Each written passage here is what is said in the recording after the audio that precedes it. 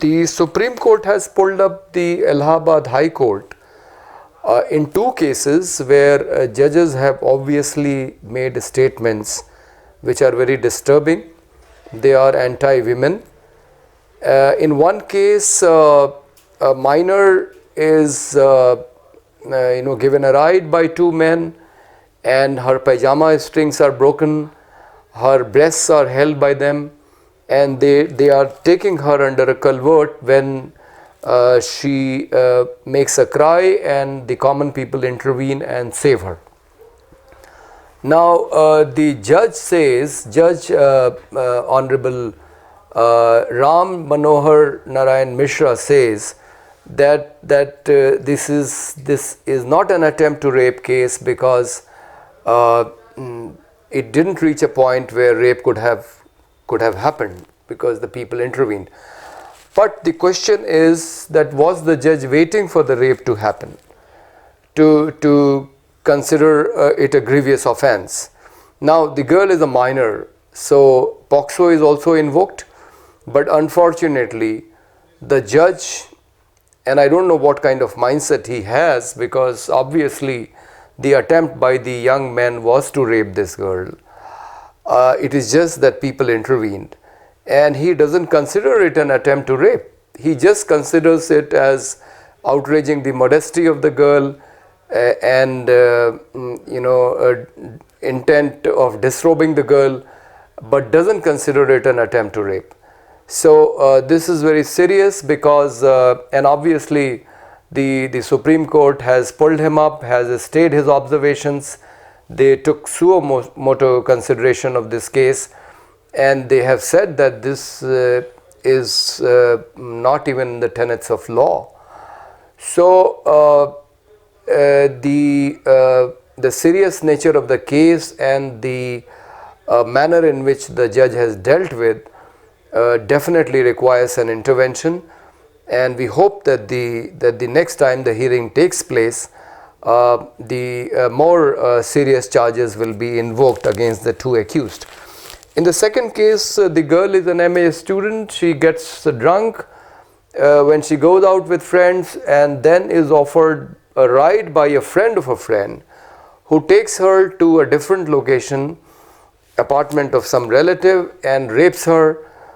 And when the girl makes a complaint, the judge Sanjay Kumar Singh says that the girl is responsible for what happened because she was drunk.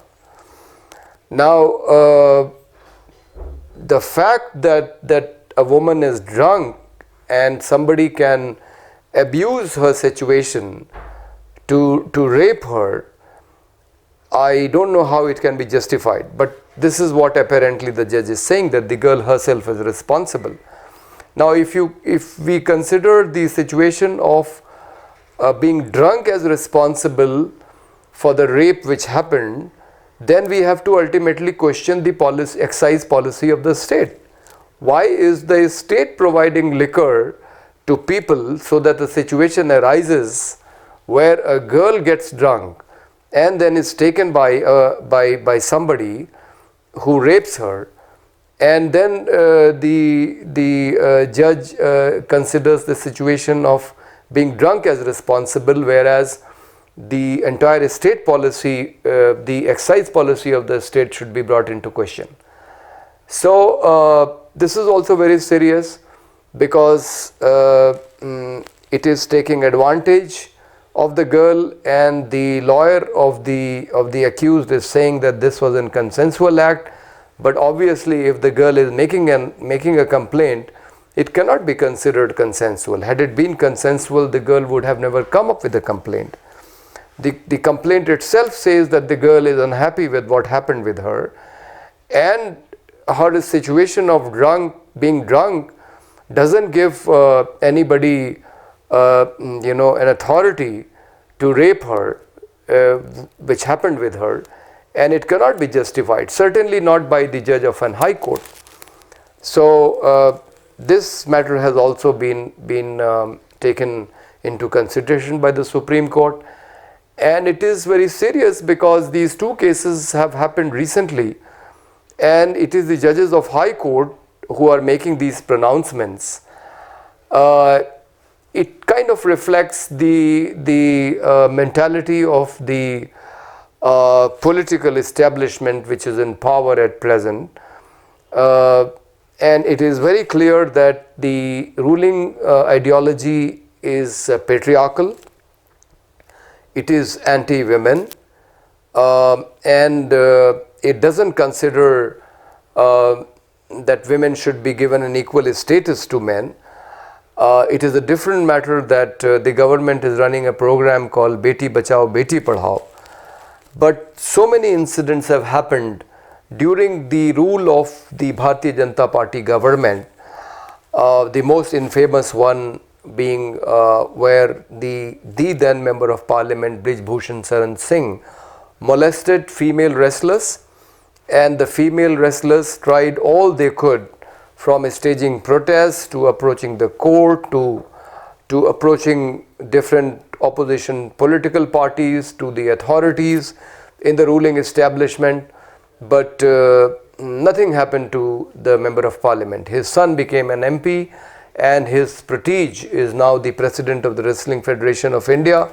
So he didn't lose anything. Whereas the women wrestlers did not get justice till now, and they continue to fight for justice. So that was just one incident, but so many incidents have happened where the BJP members and office bearers, the infamous molestation case on BHU campus, where the 3 or 4 young men who were involved in molesting the girl all happened to be with the ruling party, the BJP. One of them was their media in charge. So it is obvious that the ruling establishment doesn't consider acts of sexual violence against girls very, very seriously, and has allowed things to deteriorate to a point where even judges of high courts are now making statements which are clearly in violation of the modesty of the women and are against the law. Very simply, the law is for the protection of women and gives women rights so that they can protect themselves, and anybody violating this law must be punished. But if the judges take such a lenient view of cases of violence and sexual violence against girls, it remains to be seen how the women and the girls will be able to get justice from such a system. So the problem is with the ruling ideology. It has built an atmosphere where it has allowed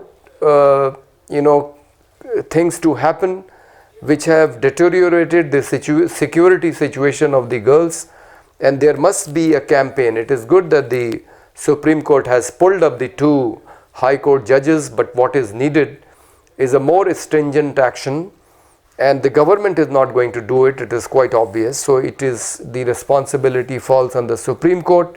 It must ensure that all laws which have been made in this country for the protection of women, whether it is the Domestic Violence Act, whether it is the law which relates to harassment at the workplace, whether it is the anti-dowry law or any such laws which provide protection to women, must be taken seriously, and must be any violators of these laws must be punished according to the law, and must not be given bails easily, must not be allowed to let away without any stringent punishment.